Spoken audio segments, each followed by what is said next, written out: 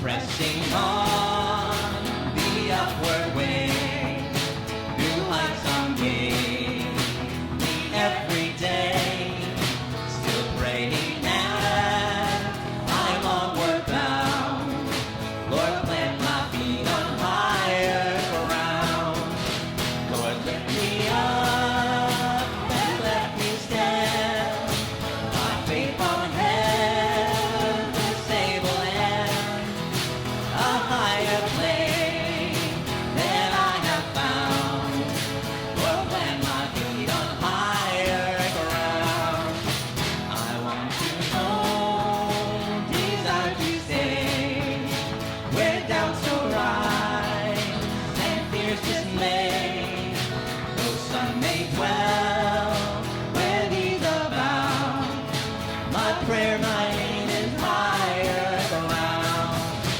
Lord, lift me up and let me stand, my faith on heaven's stable land, a higher plane than I have found. Lord, plant my feet on higher ground. I want to live above the world, though Satan's darts at me are hurled. For faith has brought a joyful sound, the song of saints on higher ground. Lord, lift me up and let me stand, my faith on heaven's stable land, a higher plane than I have found. Lord, plant my feet on higher ground. I want to scale the utmost height and catch the gleam of glory bright. But still I'll pray till heaven I found. Lord, lead me on to higher ground. Lord, lift me up and let me stand, my faith on heaven's stable land, a higher plane than I have found. Lord, plant my feet on higher ground. Lord, plant my feet on higher ground. One more time. Lord, plant my feet on higher ground.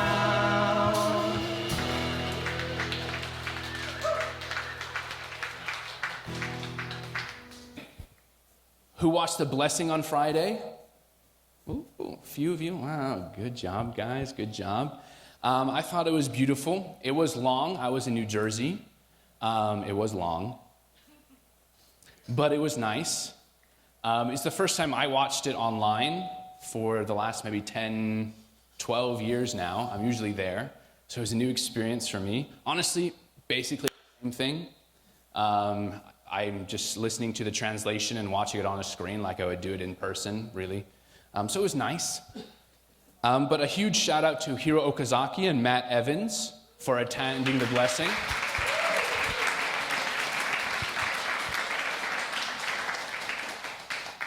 Neither one are here, but when you do see them, say congratulations. I think it's exciting that they've made this commitment to not each other, but to the blessing, to their spouse.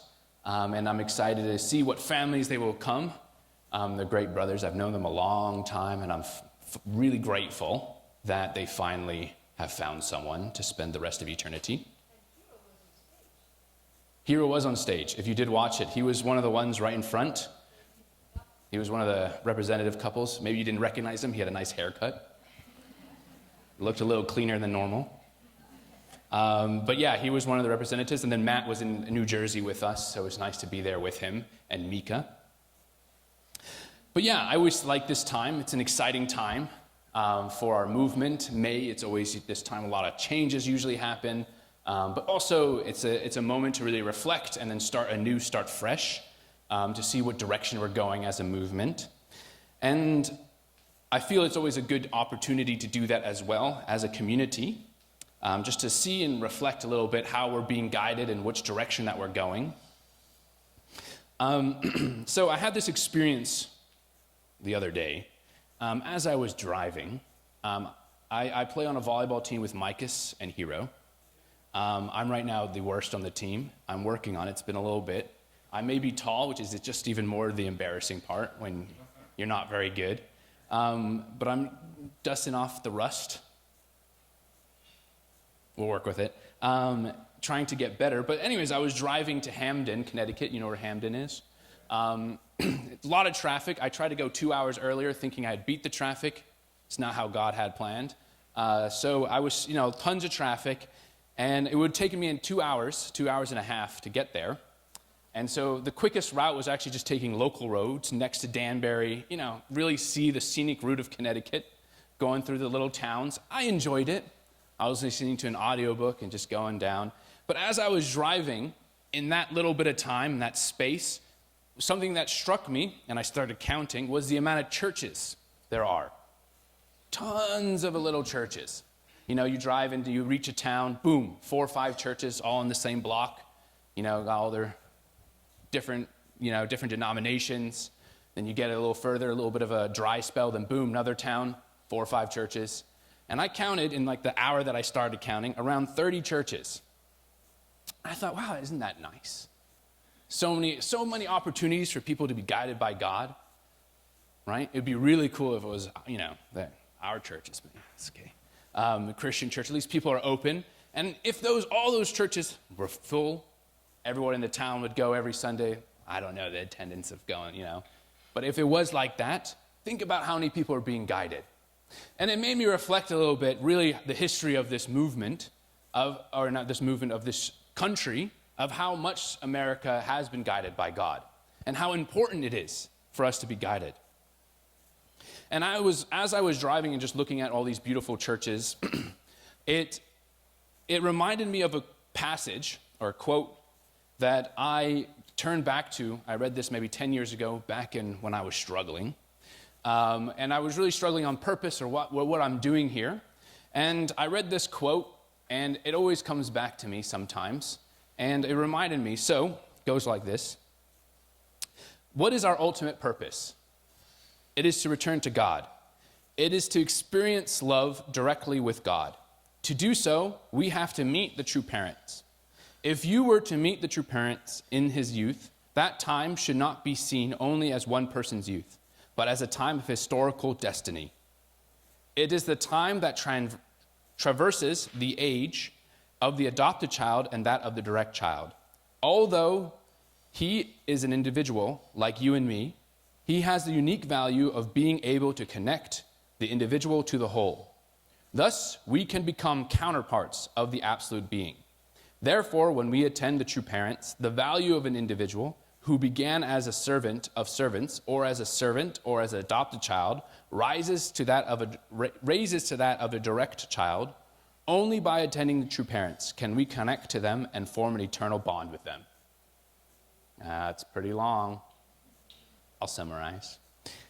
We all have this unique value, this potential to live with God, no matter who you are. And that is our ultimate purpose.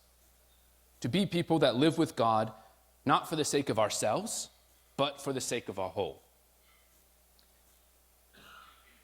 And I go back to that quite a lot because sometimes I get discouraged, right? I start to doubt. I'm like, why am I here? Why is this so difficult?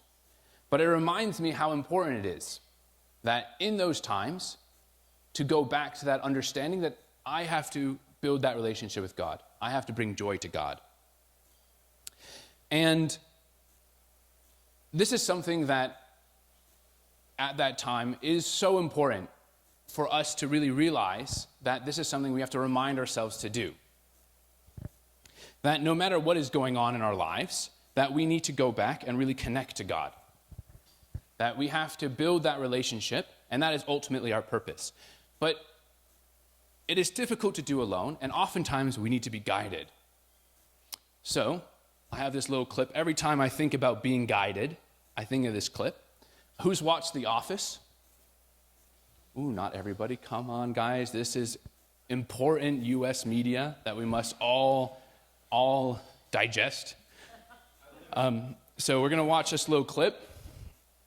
I got away with everything under the last boss, and it wasn't good for me at all. So I want guidance. I want leadership. But don't just like boss me around, you know? Like lead me. Lead me when I'm in the mood to be led. Let's play it one more time. Let's mic this one more time so that you guys understand. I got away with everything under the last boss, and it wasn't good for me at all. So I want guidance. I want leadership. But don't just like boss me around, you know? Like lead me. Lead me when I'm in the mood to be led. Jew. Thank you, Renee. You guys understand that? Yeah, don't just boss me around, okay? But when I'm in the mood, then you can lead me.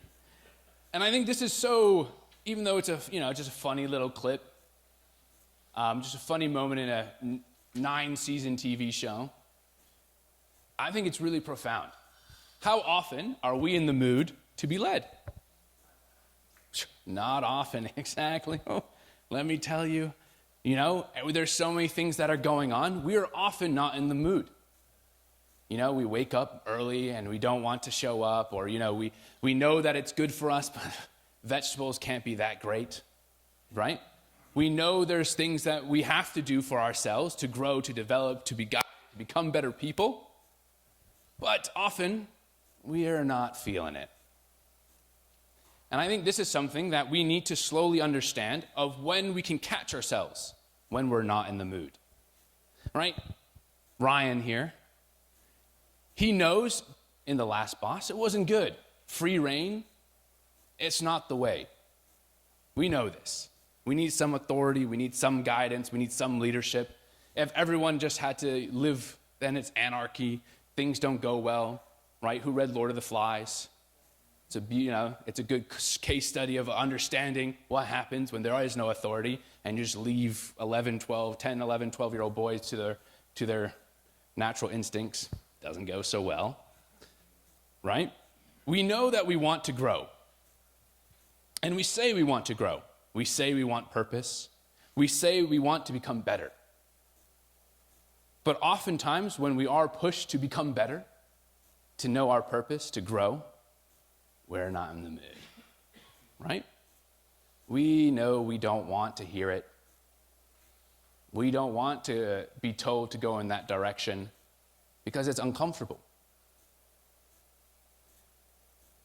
And I think in our lives, we face this often, right? Earlier today, we had the Holy Days. Well, it's still the same day, Holy Days. But we celebrated, right? We celebrate True Parents' Day, Heavenly Parents' Day, and the anniversary of the Holy Wedding ceremony. We celebrated these people, what true parents have done, and before him, what Jesus had done for the world. They've created this system, this pathway for us to be guided. All right, these are the principles that you live by. Right? Live for the sake of others, have mind-body unity, have good give and take, create a 4-position foundation, have 3-object purpose, grow ourselves, go formation, growth, completion, work on our spiritual lives as well as our physical lives. All these things we know. We've been taught many times. That path has been guided.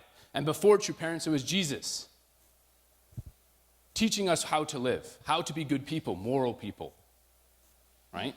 Guiding the people at that time who were busy murdering each other, not being so nice, doing terrible things.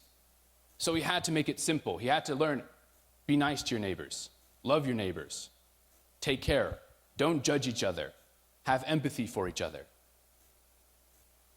Pushing us to be better, right? Pushing us to grow, to develop, to mature, to be people that are godly people, people that represent, that are good, right? They laid that path for us. They guiding us. But often, we're not in the mood. We get told something and that sounds difficult. That sounds uncomfortable. And then we don't want to walk down that path. because it is difficult. And so as we're moving forward, that's why we have churches or places to reflect, right? We have this tradition of holy days where we come and we have an offering table, not because it's the most exciting thing in the world, but because it reminds us that we have to continue to grow, that we have to continue to be guided so that we know how to grow. And we need those reminders. I think growing up, I have to be honest, I'm all about traditions. That's how my life of faith functions. I'm weird. I'm in the 0.5% of humanity. Most people feel God through nature or through activism, through doing things. Not me. 5 a.m. holy tables, I'm there. For some reason, it's exciting for me. It's what I need. But we need things that remind us to continue to grow, to continue to develop. And oftentimes, it is these things that we don't necessarily like to do, right? Like showing up to church. You guys are doing great. Why do we go every week? How come we push ourselves to drive far, push ourselves to wake up early, to go listen to some guide give a talk? To remind us that we have to continue to be guided, to be led, so that we can continue to grow. Eventually, we don't need churches, right? One of the things when I became an assistant pastor many years ago, the first thing my head pastor told me was, pastoralship is the only job where your goal is to not have a job. And I was like, wow, that does not sound financially stable. I didn't think like that when I was 20. Right? Eventually, we don't need necessarily a church, a place like that. Because we're all going to be living in a realm where we have that direct dominion with God, where we have that relationship with God, and as a family, we can work together. I'm sure there'll still be community gatherings. We need to play soccer somehow, right?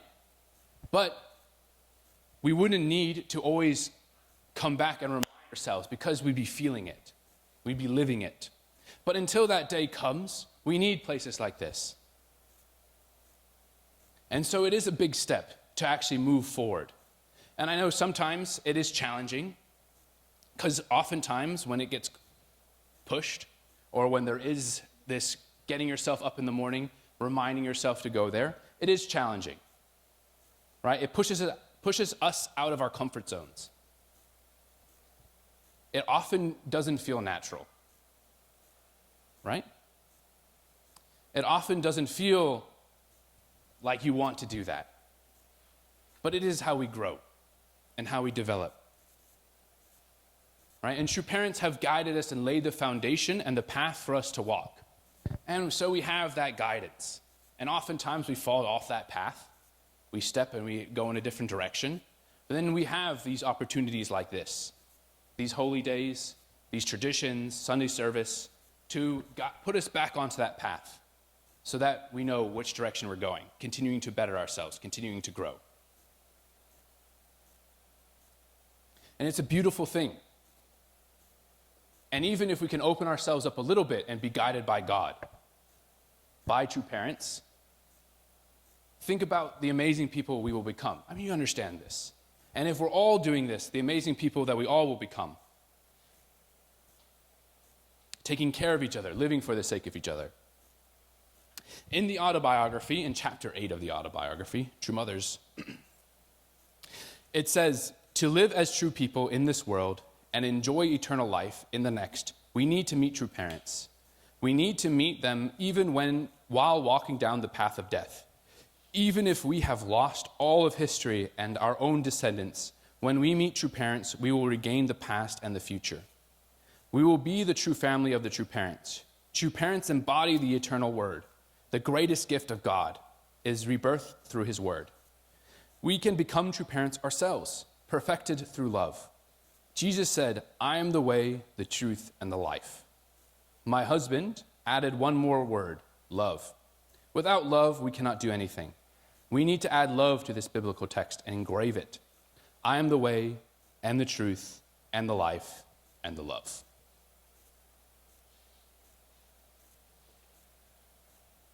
We need to be guided because we know we're not perfect. We need to know that we have to continue to grow. I think in the past, oftentimes this meant education, discipline, right? Really strong rules that you had to follow. And maybe that is the case. However, I think one aspect that True Mother especially is doing, but True Parents as a whole, is this idea of love. It's not just about cutting off your Cain and sacrificing your Isaacs, right? Letting go and indemnifying everything that is wrong. But building a place where you feel loved, supported, a place that you want to grow, feeling that it's so safe to grow, encouraged to grow. And of course, there are rules and there are things to follow. There is a path to walk. But how are we supporting each other on that path? How do we guide each other, support, be there for each other as we walk down that path? We're all human. We make mistakes. At some point, you will stumble. But it's how we are there for each other so that we can continue to walk forward. The path to God is not something we have to create. It is something we are invited to walk. The question is, are we willing to be led? I wrote that.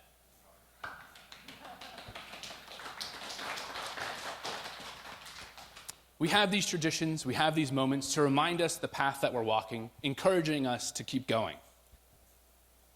We know many people that have lost, that don't get that reminder, that don't know we have to continue to grow, continue to work on ourselves, continue to invest. But if we're able to do this all together, then we can really develop. And think about the community that we can build, the families that we can build, the people that we are. If we continue to be guided, to be led. But it is difficult to open ourselves up. Because oftentimes, we're not in that mood. Oftentimes, it is in a way that it's difficult for us to digest. Difficult for us to accept. I've been there. We've all been there. We've had moments where you sit there like, I don't feel like this is the move. I don't feel so good. It's challenging. It challenges us. But that's okay. Because if we can do it together, and if you have moments that you take that opportunity, then God can really work. And that's why we always have to go back to that purpose, that ultimate purpose of returning to God. That ultimate purpose of bringing joy to God, of being people that live with God. Right? The ultimate purpose isn't waking up early and going and doing holy days and, doing the traditional aspects. It's a path. It's there to help us, to remind us. But the ultimate purpose is for us to really be there with God, to live with God. And why we do these things is to remind us that sometimes we forget about God. Life becomes too busy. Too much is going on. And we forget to have those moments with God, invite God into our day. Right? Take a moment, walk with God, pray. Do it in the way that connects to you. But it is important to continue to remind ourselves. And that's why this country of the United States of America, which has done incredible things, was built off of that foundation of being guided by God. And that is why it's so important that we do go back to that roots. I'm not going to get political, do not worry. But I do know how important it is that off of that foundation, God could work with the U.S. And I think the big reason for that is just how many opportunities, how many places of worship there was, easily and accessible for people to be reminded to continue to work on their relationship with God. And that's why it's important, so that we can build that atmosphere, that environment here, an atmosphere of love, where the truth can flow. So anyone can come in. We can invite anyone back. We can invite anyone, any of our friends, so that they can be guided, be pushed to become better people, to be people that live with God. Aju? All right. If you could all join me in prayer. Dearest, most beloved Heavenly Parent and true parents, thank you for this beautiful morning that we had an amazing holy day. You know, we had the great pledge service and now this service where we can remind ourselves how important it is to be opening ourselves up for God, to be guided by God, to move with God, with you. That isn't a master-servant relationship, but a parent-child relationship. That we have to feel your love and then return that love and that joy back to you and feel you at all points of the day, in our weeks, in our months, in our lives. How important it is to really live with you, not out of obligation, but out of attendance and out of love, out of that artistic relationship between a parent and child. And oftentimes we forget which direction we're going, what path we're walking down, and life becomes difficult, and there's so much going on. But then we have these opportunities to come together and remind ourselves, oh, we're still walking down this path. We're still walking down and building this relationship with you. Because that's our purpose. And if we as humanity go back to that purpose and build this relationship with you, then think about the world that we can build. The countries we could build, the nations we could build, the communities we could build, and how much joy it would bring to you. And that's why we have these reminders, these moments that we come back and we really think to ourselves, am I being guided? Am I in the mood to be guided? Or do I have to take a time to reflect a little bit and open myself up to be guided? Because I know true parents have been there guiding us. Jesus was there guiding us. So many people were there in front of us guiding us to continue to develop and become better people. And that is why it's so important for us to get into the mood, to open ourselves up and be pushed and supported so that we continue to grow and develop. And so I invite you to be there and support all of us and be patient with all of us as we continue to grow and see how we can move forward. And I pray it's in all of our names here in attendance to Holy Mother Han and in my name, or Denthew and Yasmin, a Libra Central couple, Aju. All right, thank you guys.